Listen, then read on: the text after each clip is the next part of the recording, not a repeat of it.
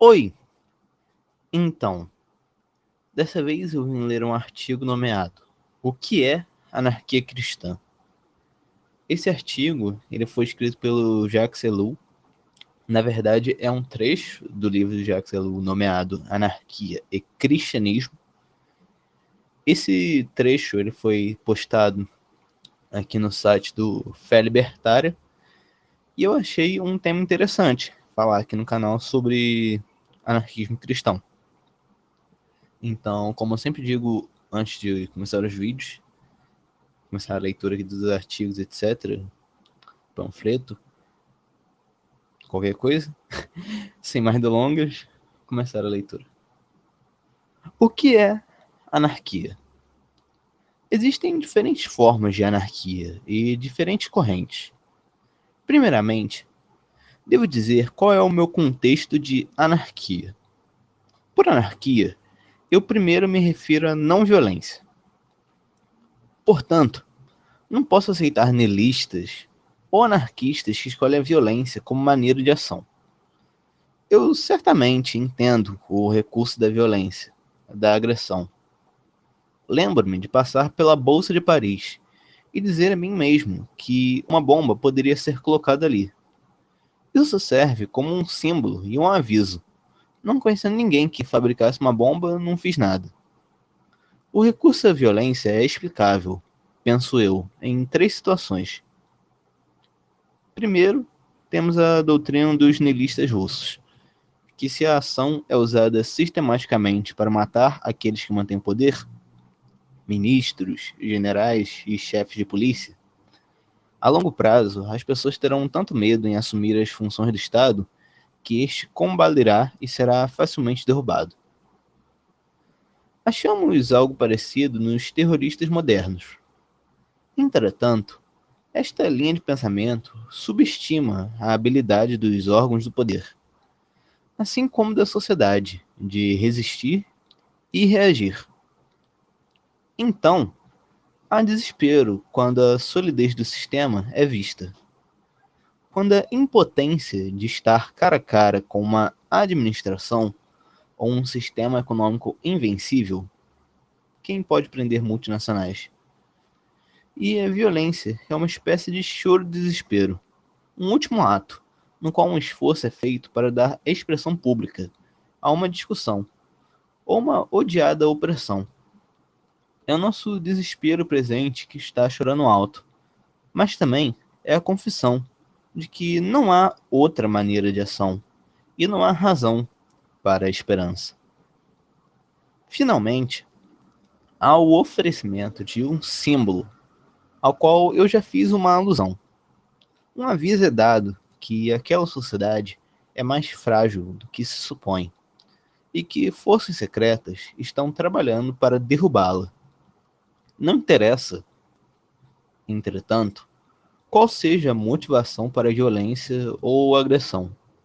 Eu sou contrário. Sou contrário em dois níveis. O primeiro é simplesmente tático.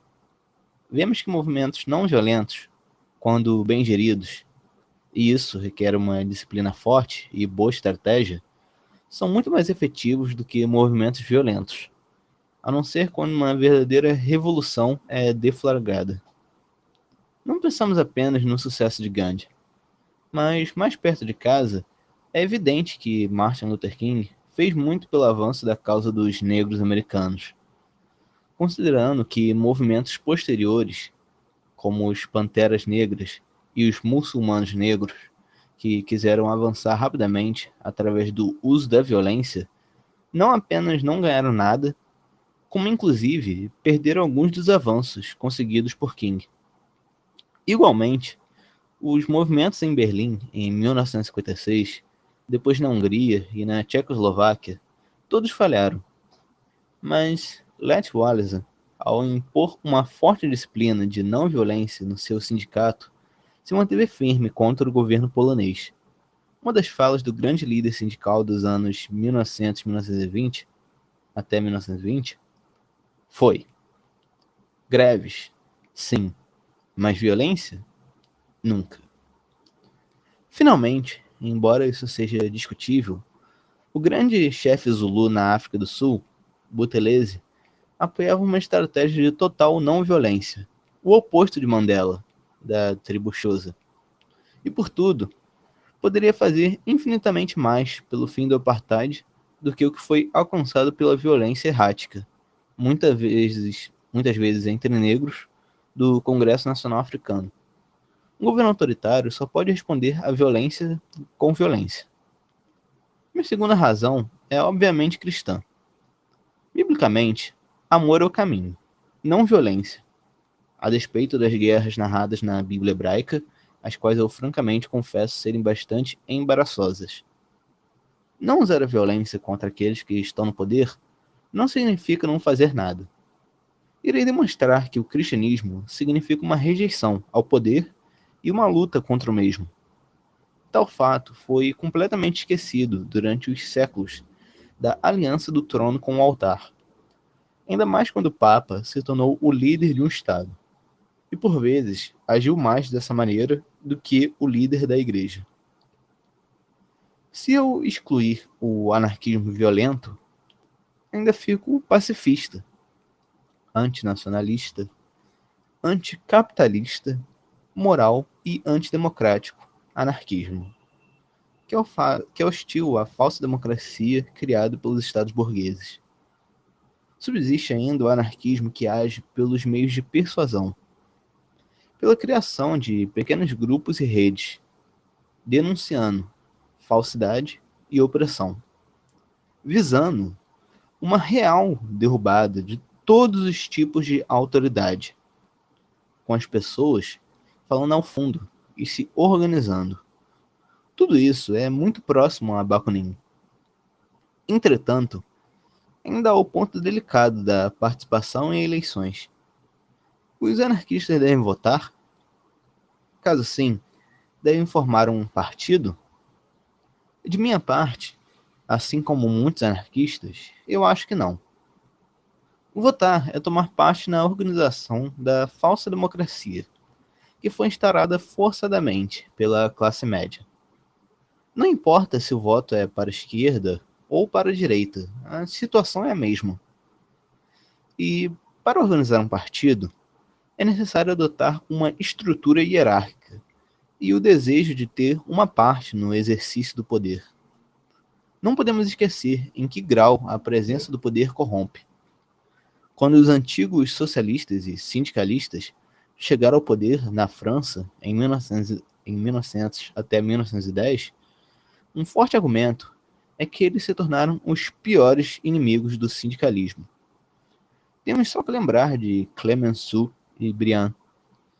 Esse é o porquê, em um movimento muito próximo ao anarquismo, como os ecologistas, sempre me opus à participação política. Sou totalmente hostil aos movimentos verdes. E na França, temos visto muito bem quais são os resultados da participação política dos écolos ambientalistas em eleições.